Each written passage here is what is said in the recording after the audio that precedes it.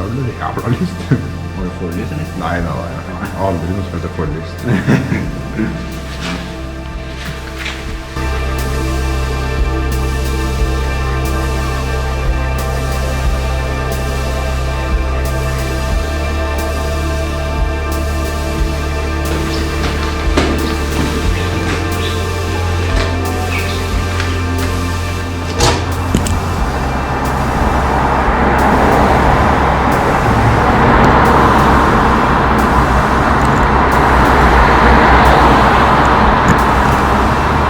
Fy faen.